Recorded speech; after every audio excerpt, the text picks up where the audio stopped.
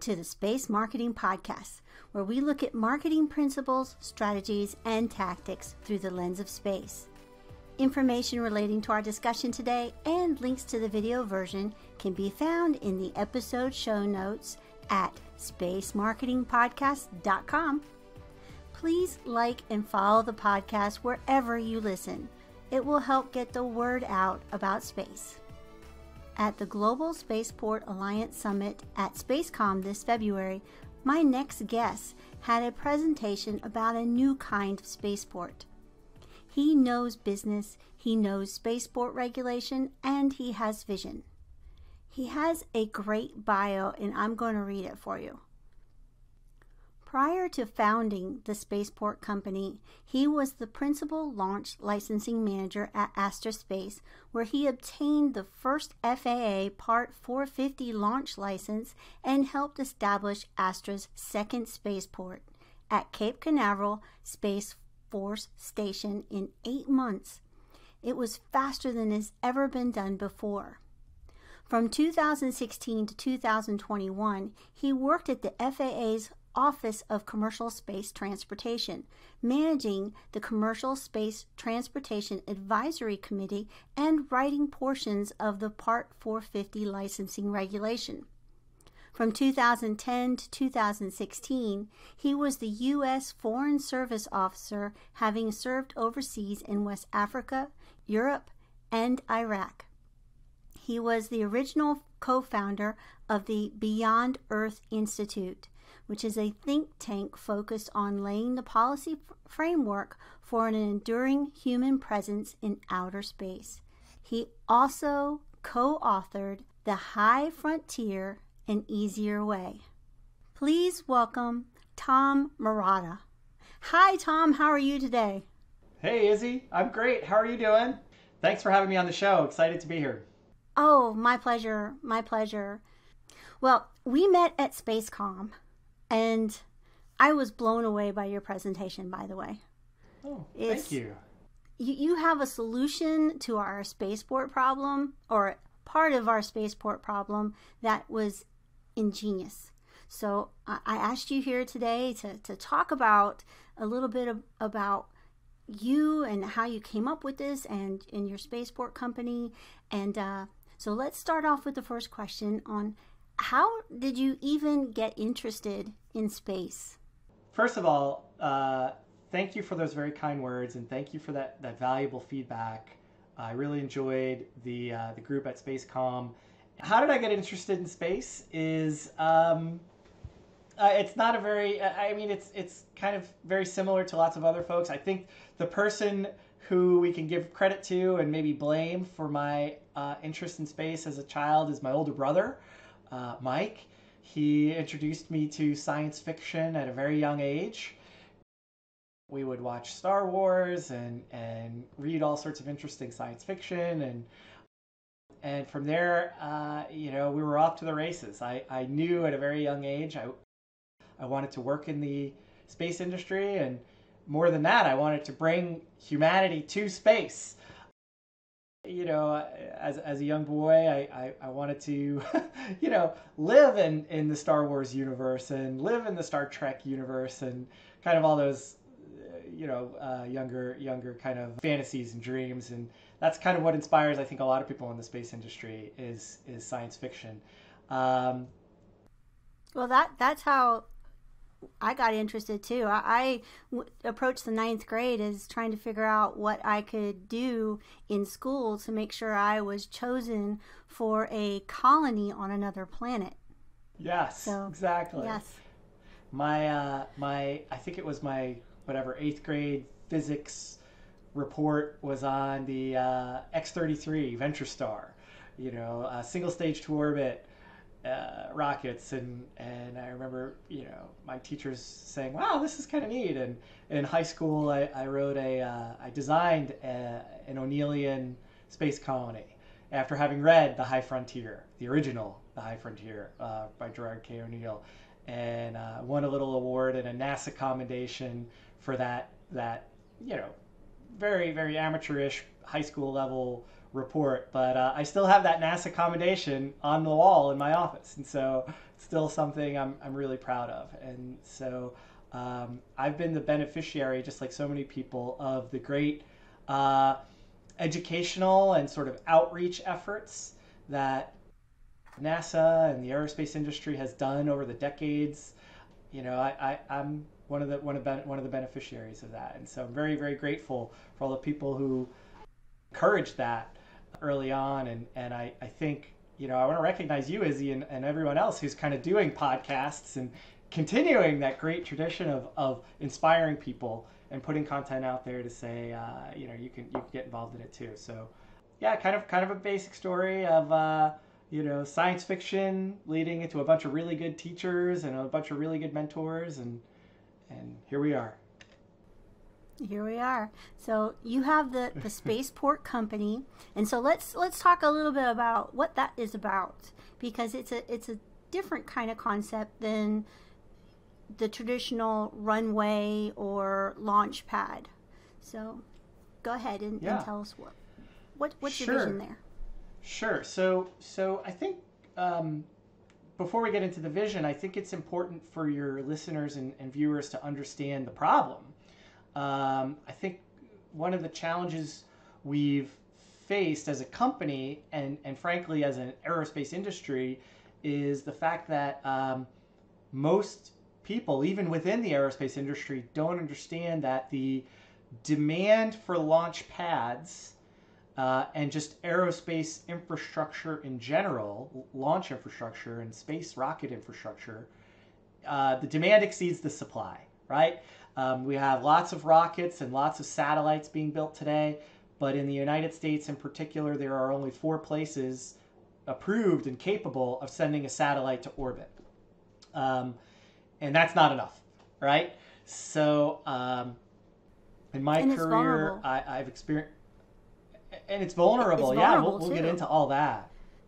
Absolutely, yes, yeah. And so, earlier in my career, I worked at the FAA, and I saw the challenges of launch companies trying to get to the pad and conduct their launches. I saw the challenges of trying to build new spaceports.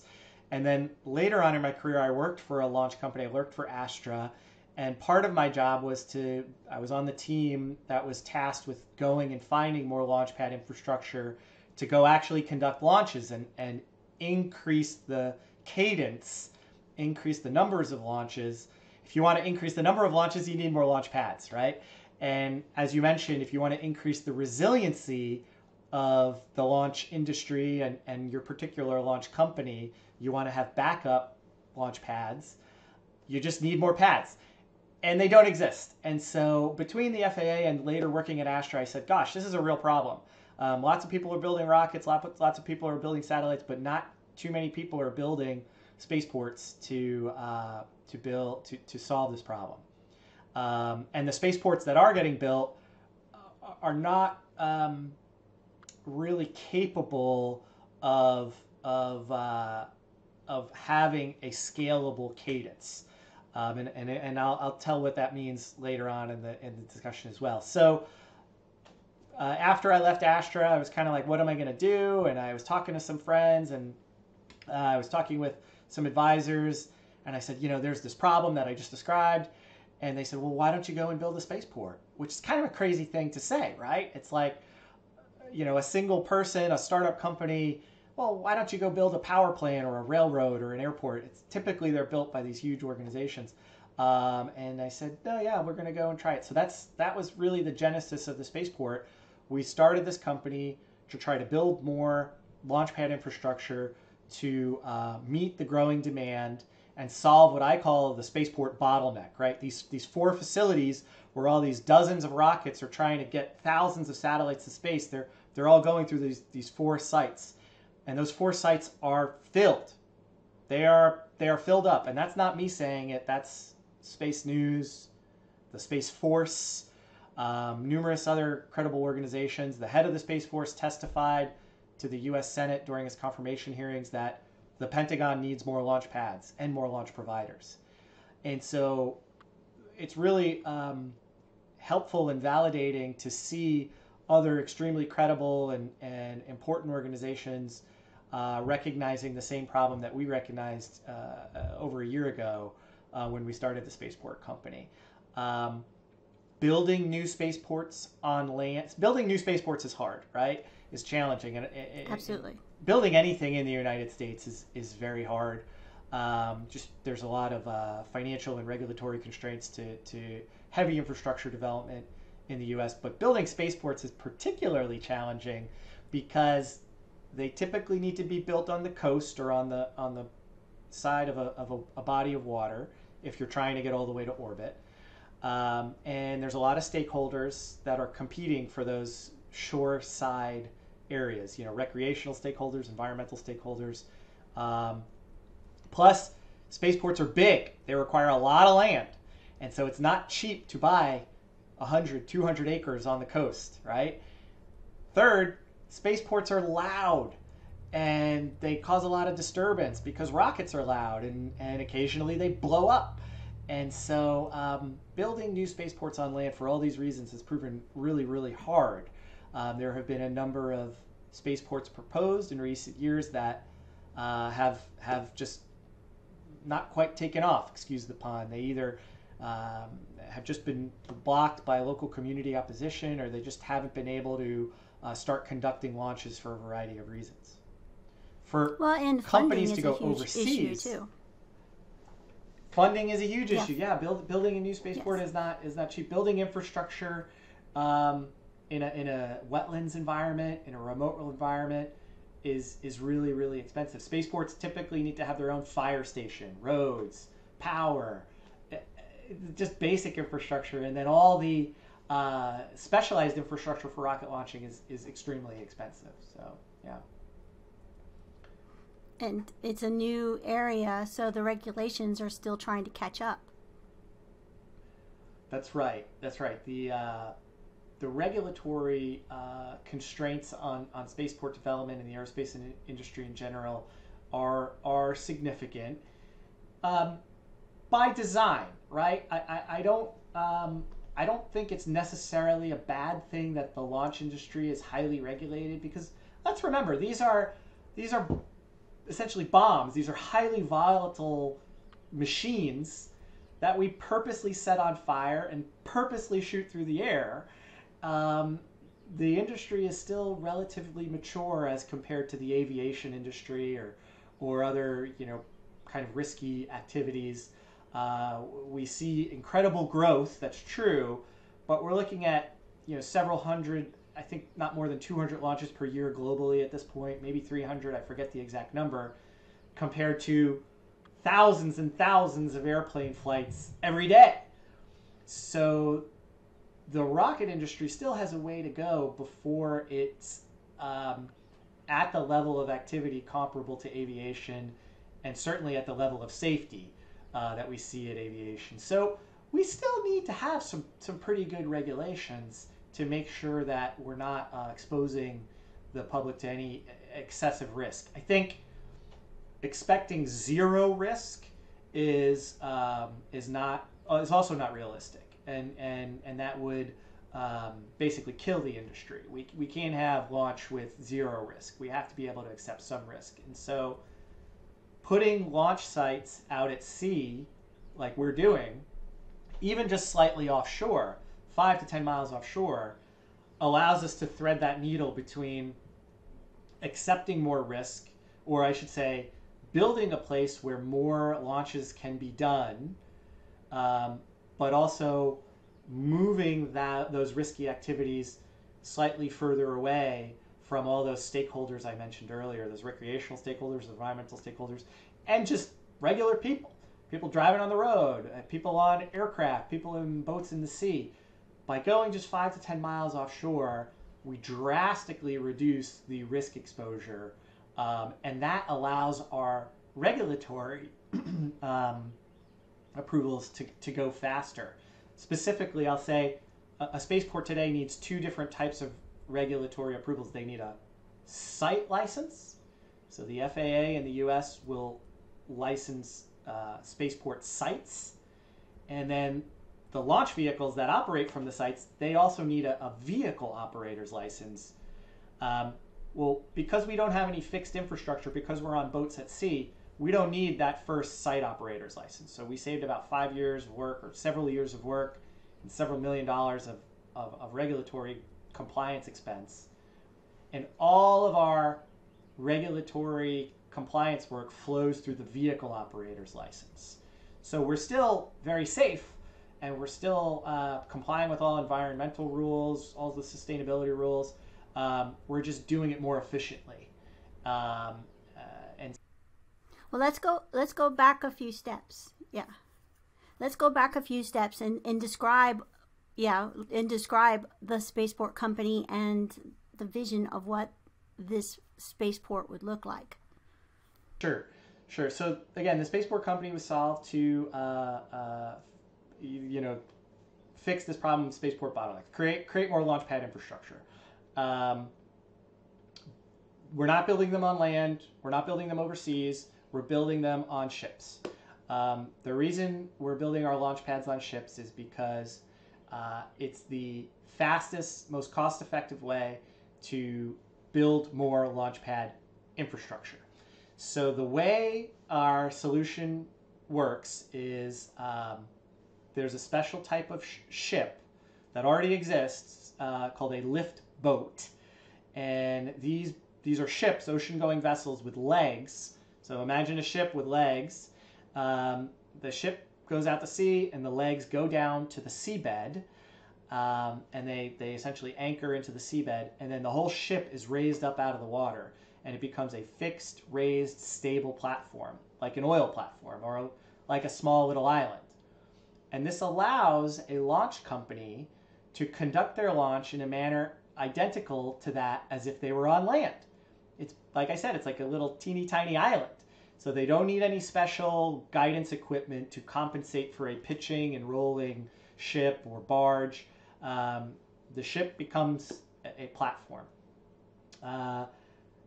Again, our ConOps envisions that the rocket and the satellite are integrated on land. Everything is built onto the ship, so the rocket slides onto the ship. There's all the ground support equipment to conduct the launch is already on the ship. We have the storage for the propellant. Then the ship goes only 5 to 10 miles offshore. We stay relatively close. We want to be within, relatively close to shore. We don't go out to the equator like previous concepts. That allows us to have pretty easy access. We can get technicians and spare parts back and forth.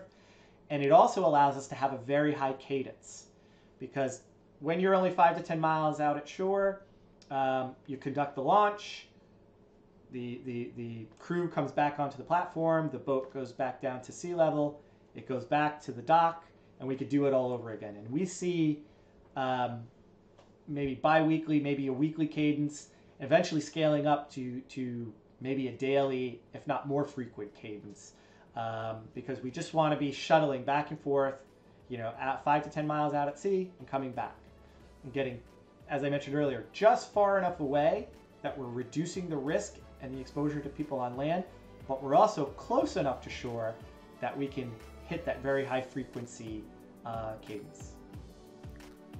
Hold on to your boosters. We will be right back with Tom Marotta from the Spaceport Company after a brief message from our sponsors.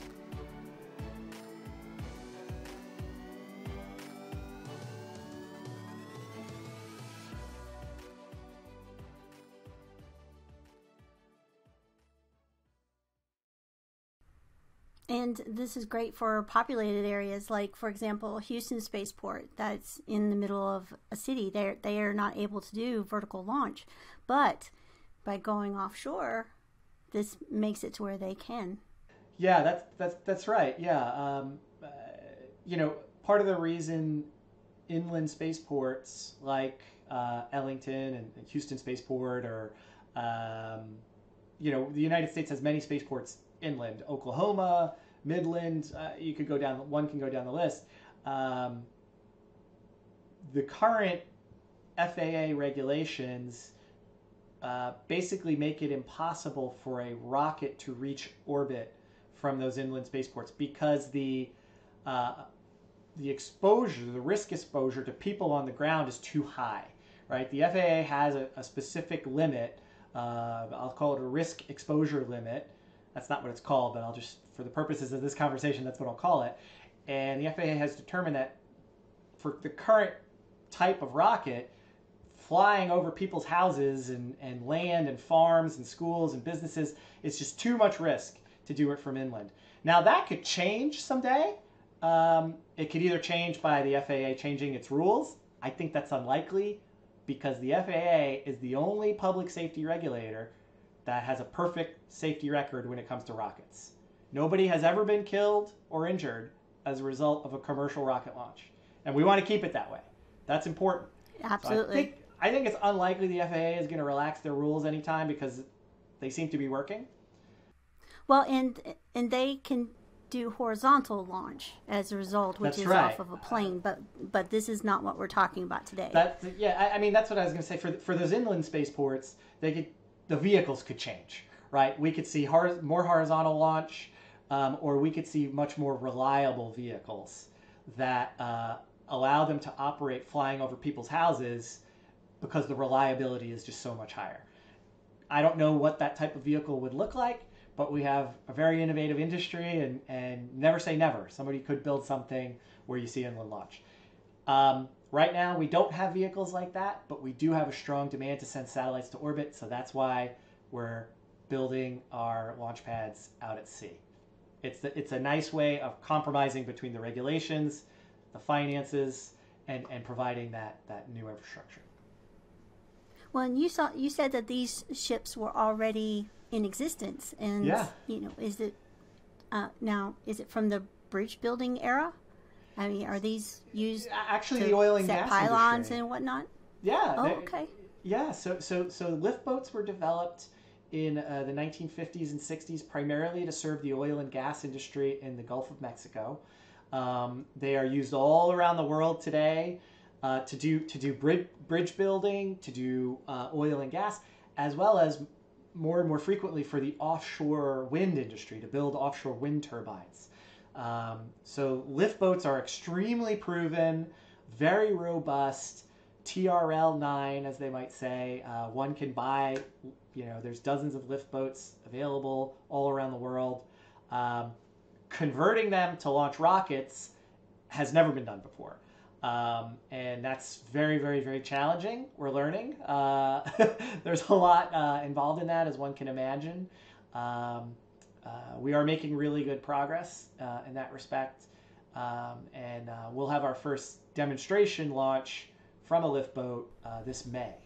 And we can talk a little bit more about that. But yeah, the lift boats themselves are pretty proven.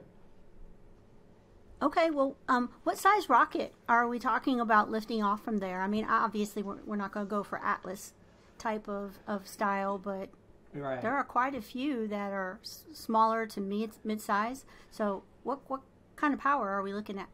Yeah. So we're looking at your small to medium-sized launch vehicles.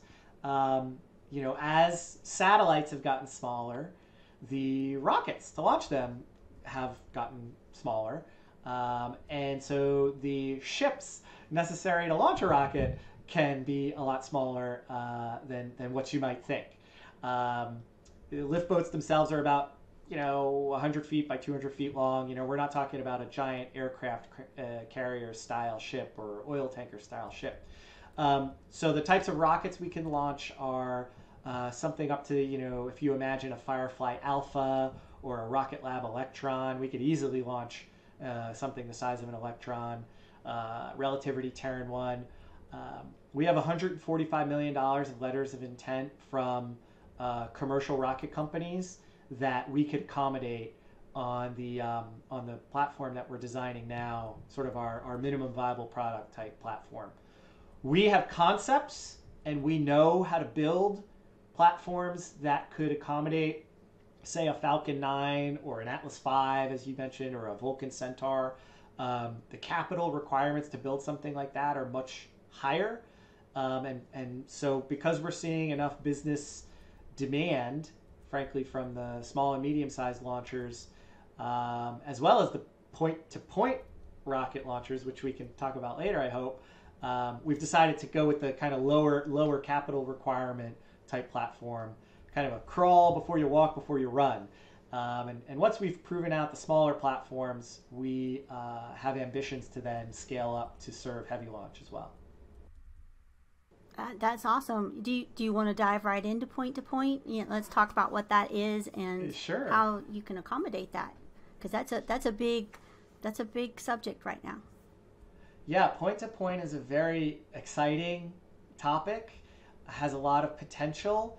It's a very challenging technical problem. The idea of point-to-point rocket travel is using rockets to deliver cargo and maybe even people someday to travel from one point on Earth to the other.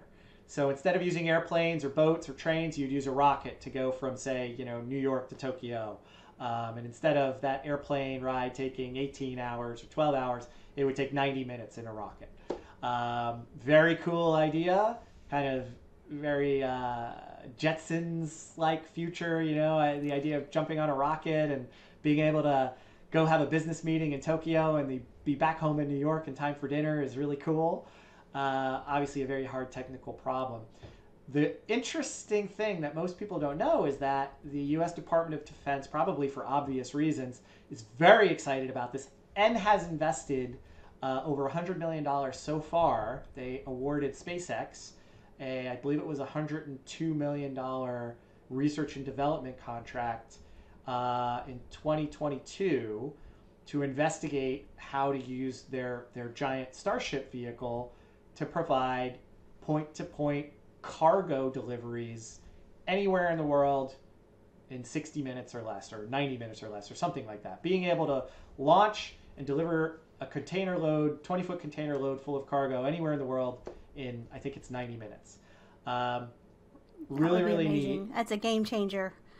Total game changer. And the fact that the DoD is putting real money behind it makes me hopeful that this could actually become a reality, I don't think next year or even 5 years, but maybe 10 or 15 years in the future. And which is just a small step, really, in time for space. Absolutely. And so, it's great that the DoD and many others are investing in the vehicles. I'm not aware of anybody who's thinking about the civilian commercial ground-side infrastructure for point-to-point other than our company. Now, our focus right now is on orbital launch, like a real market that exists today, delivering satellites to orbit. But we see a future where when point-to-point becomes a reality, they could use our facilities as a network of spaceports to deliver cargo around the world. Every city on the coast could have its own spaceport and could be linked to every other city by this global point-to-point rocket travel network. We see, by 2032, 2035, 30 to 40 floating offshore spaceports all around the world. Every city could have its own launch industry, its own orbital capability. And then when that civilian point-to-point travel comes online, when FedEx or UPS or DHL is delivering packages all around the world within minutes using rockets, they'll be flying to and from Spaceport Company platforms right off the coast. They're not going to be flying from airports, right? You can't, as I mentioned earlier, the risk of having rockets and air travel both flying from the same airport is just too high. Even 10 years from now, when we're going to see a lot more cadence. So you're going to need dedicated, separate facilities for rockets and airplanes. And so we think the best way to do that is to have them just slightly offshore those coastal locations.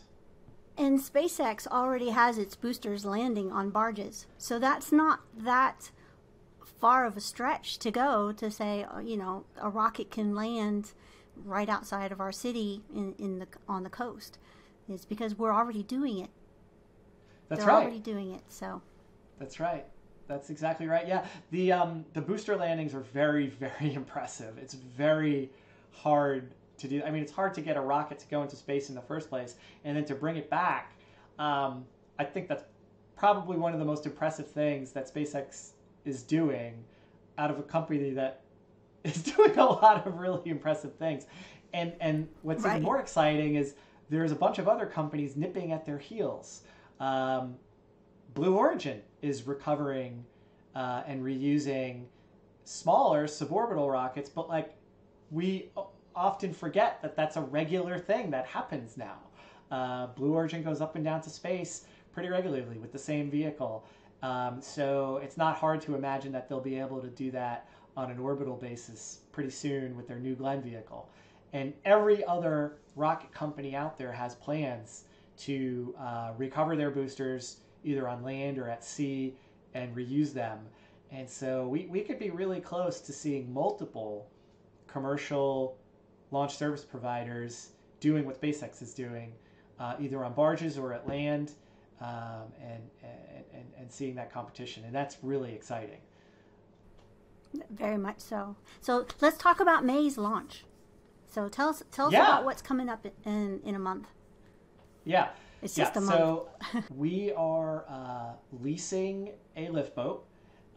We are modifying it, and we are going to conduct a campaign of 4 sounding rocket launches. Now, these are very modest launches, very small rockets, but the point is not so much the launch as it is everything leading up to the launch. We are going to practice all of our procedures, our checklists, our staffing, everything that goes into a launch, all of the little nitty-gritty details. We are going to pretend that those 4 launches are a Falcon 9, are a Starship, and we're going to go through the countdown and basically practice and rehearse out at sea on a real boat, really on the ocean with real rockets. We are coordinating very closely with the FAA. We already have our airspace approval. There'll be a temporary flight restriction, a TFR.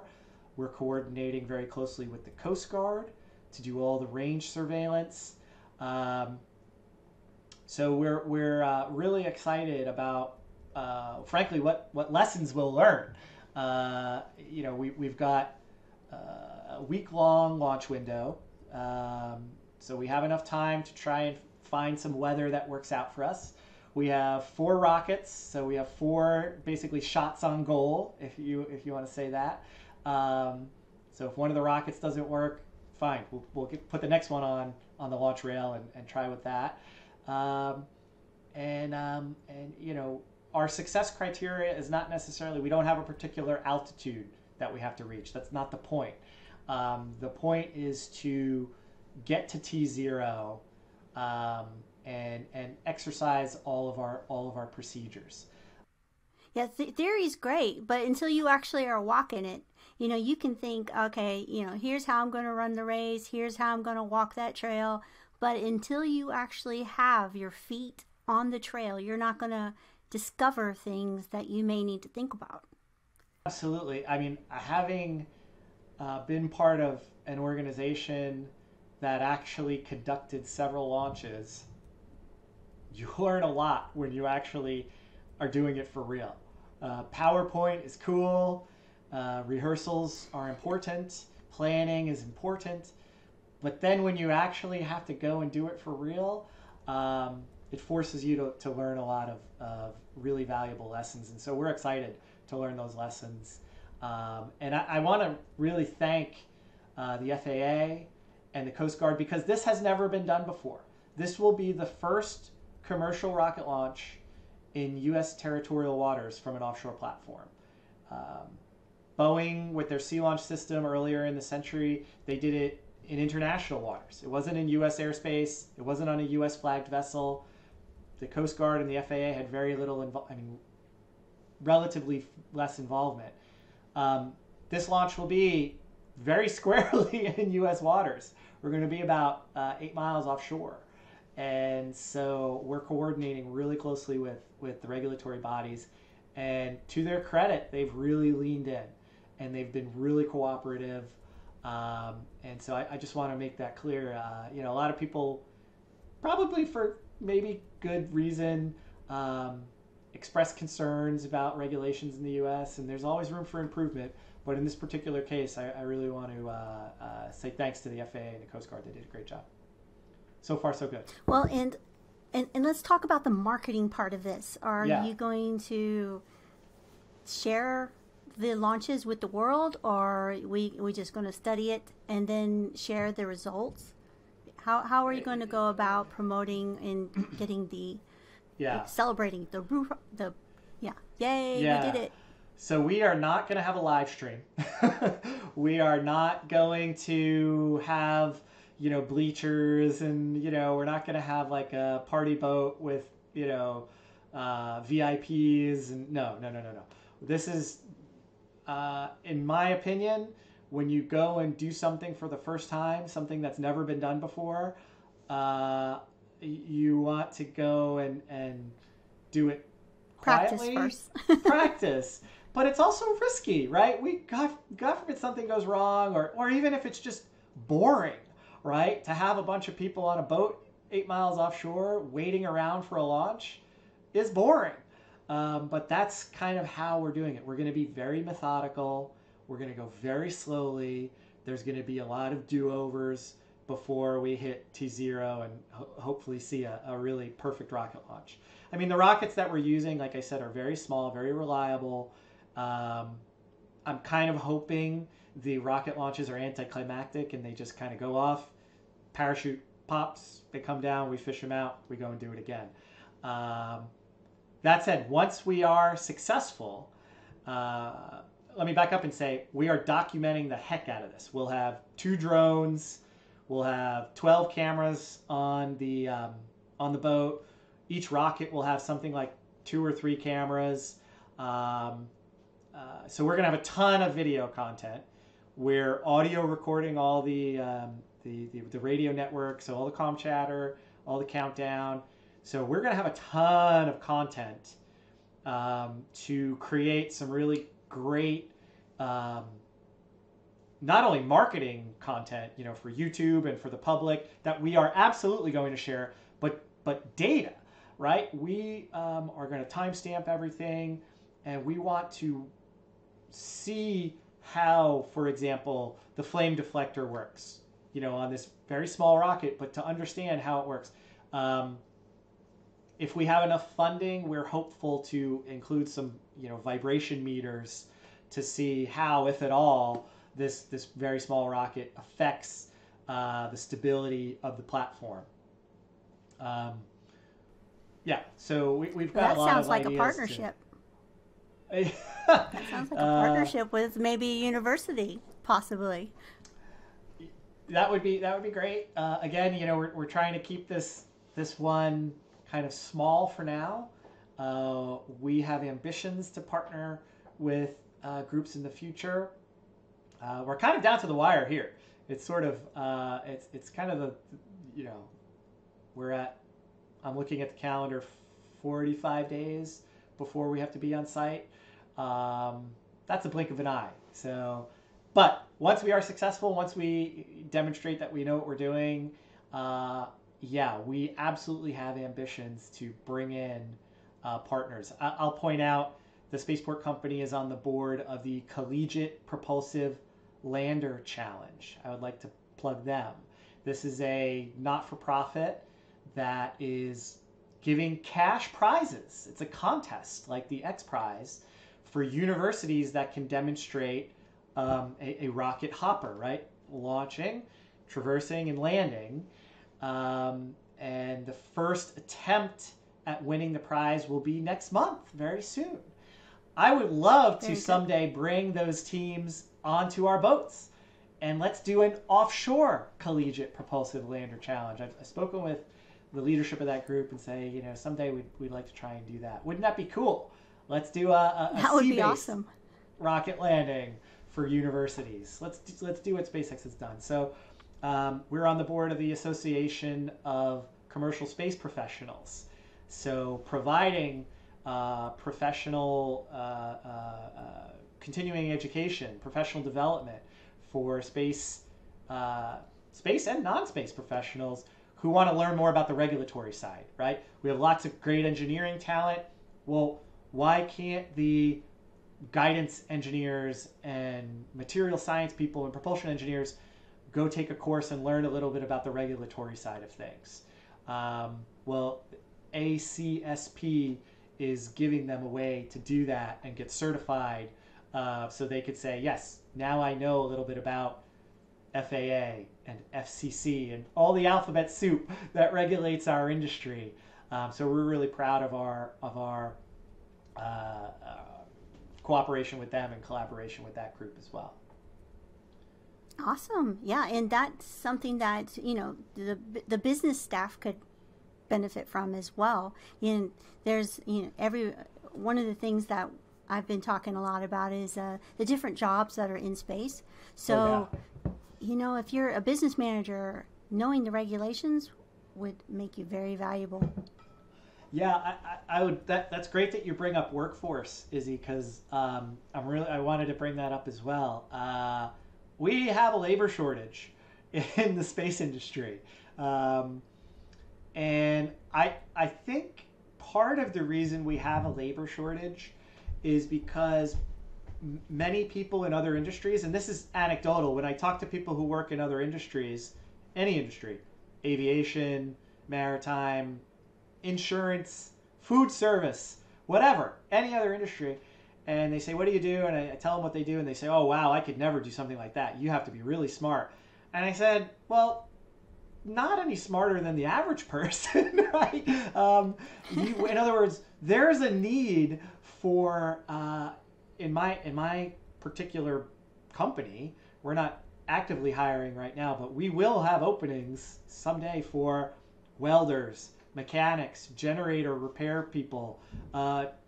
If you can drive a tugboat, if you can drive a forklift, truck drivers, we're going to need able seamen, mariners, marketing professionals, graphic designers, writers.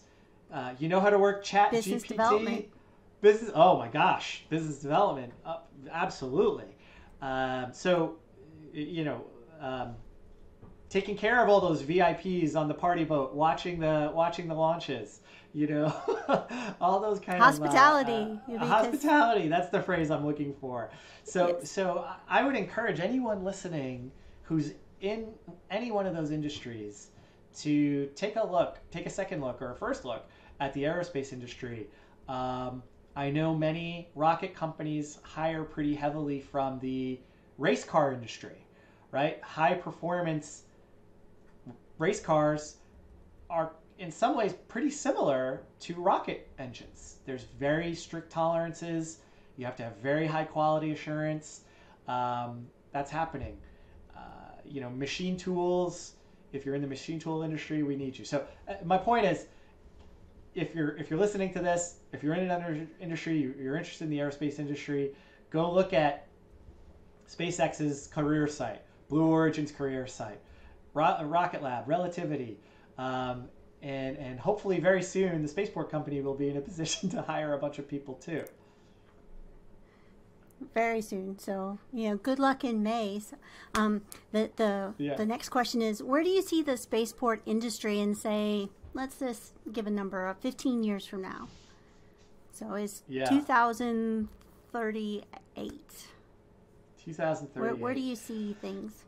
Yeah. The numbers of launches are on a pretty steady increase. Part of my job when I worked at the FAA was launch forecasting. And for 5 years, I helped create the methodology to answer the question, how many launches will we see, 3 years in the future? And internally, they think about 5 and 10 years in the future. They don't really go much further than 10 years in the future. So 15 is a really, really long time frame. But okay, great question. Let's have some fun with it. Let's think about how far what it'll be like in the future. I think you're going to continue to see steady increases and sustained demand in launch because what's driving the demand for launch is the demand for data from space. So internet bandwidth delivered from satellites, remote sensing, commercial signals intelligence, weather forecasting, so on and so forth.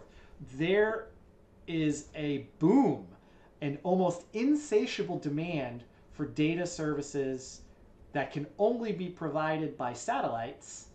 And those satellites, really the best way to get those satellites into space is on a rocket.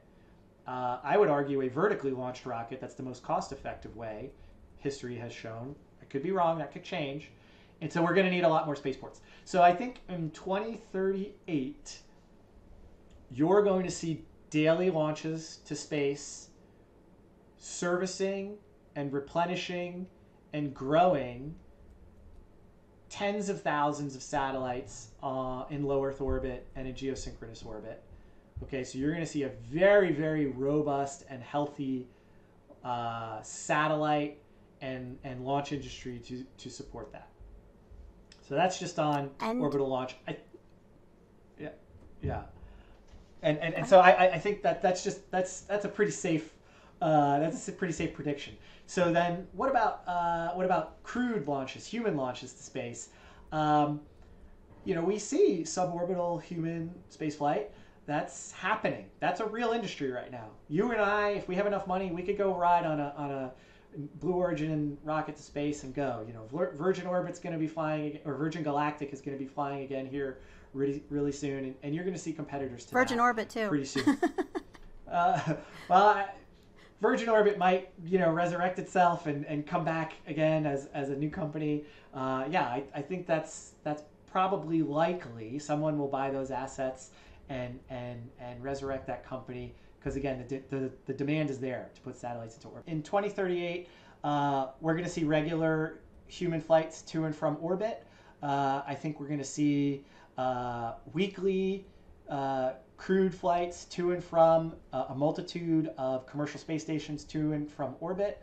I think we're going to see kind of like a research base on the moon. We're going to see regular products that are manufactured in orbit being exported back to Earth. So very, very robust transportation market for both cargo and people going to and from orbit by 2038. Oh, it's just going to be amazing to watch everything happen, and there's going to be so much that's going to happen that we don't even see coming. So for example, we didn't see 2007 the smartphone coming in and having the impact it had. So we're going to see a lot that we just don't expect, and it's going to be a good ride. More thing, by 2038 we'll also see regularly scheduled passenger service on high-speed rocket-powered aircraft all around the world. I forgot to, that's an important caveat. We're going to see 10% of what is the current long-haul aviation market. About 10% of those rides will actually be on rocket-powered craft going from point to point around the Earth. And that's we could go all afternoon just on that. I mean, that's going to be an exciting industry. Yes. So, and the last question for the day is, what final words do you want to leave our audience with? What do you want them to think about as they go throughout the rest of their day? Yeah.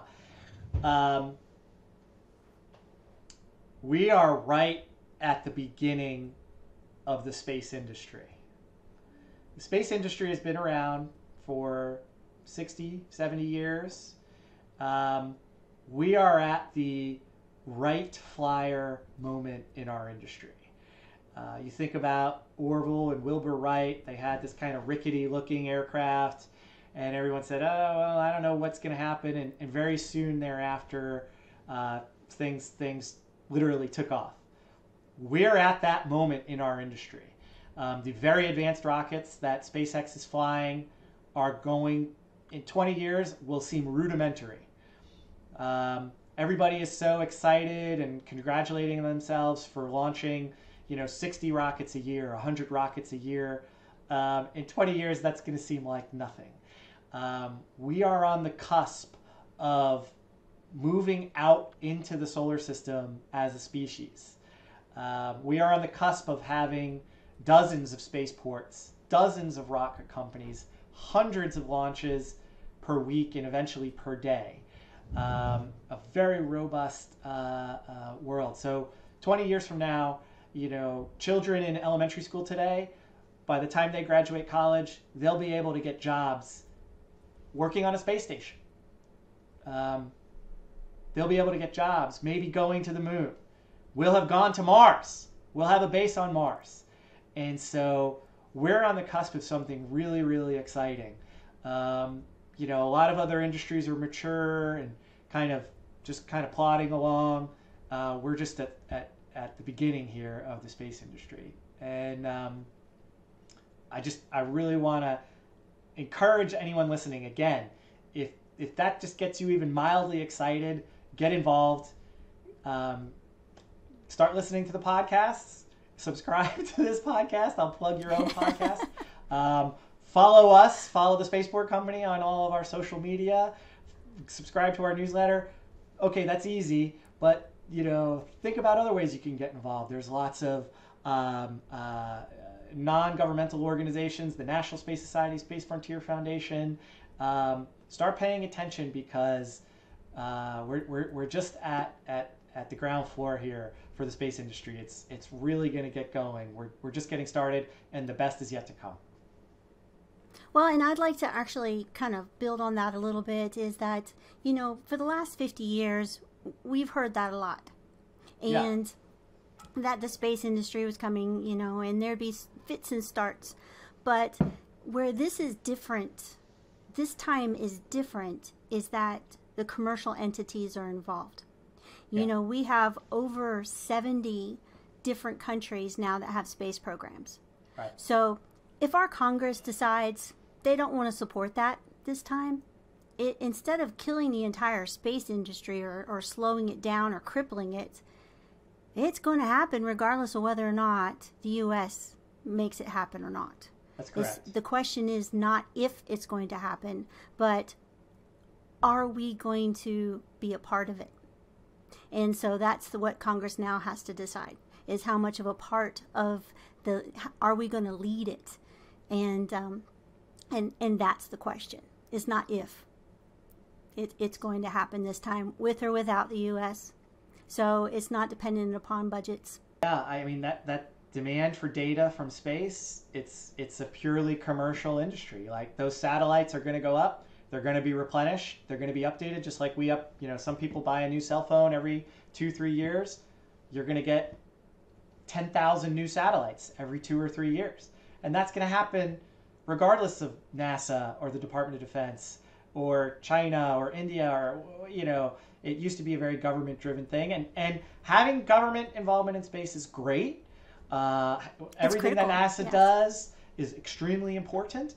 I'm not taking anything away from them.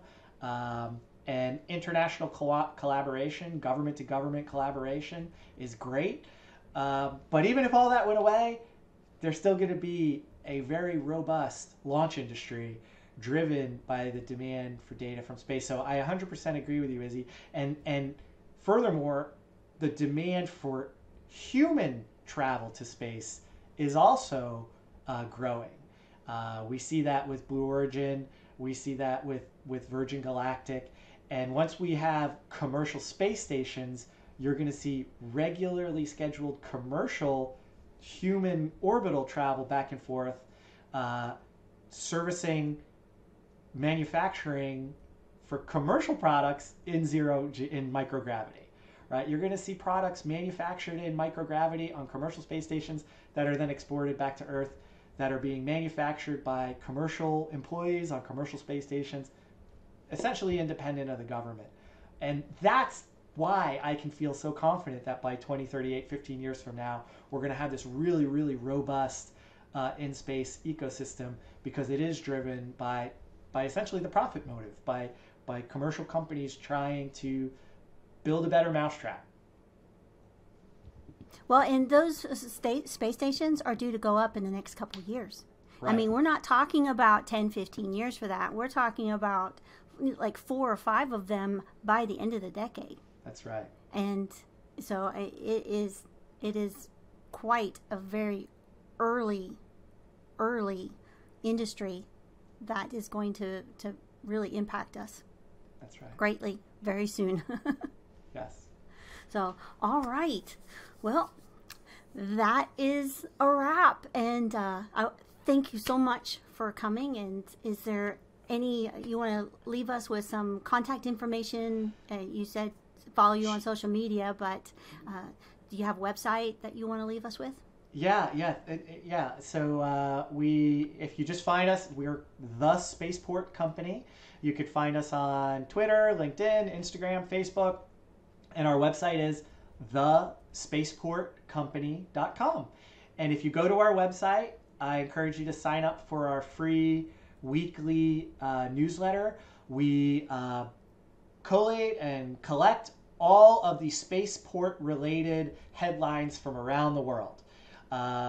We also include a map of all the spaceports that have been built, that are under development, that are proposed. So that's cool. We include jargon busters, right? If you're learning about the space industry, there's a lot of interesting jargon and acronyms. Well, every week we include a couple of pieces of jargons and translate them into real speak for non-experts.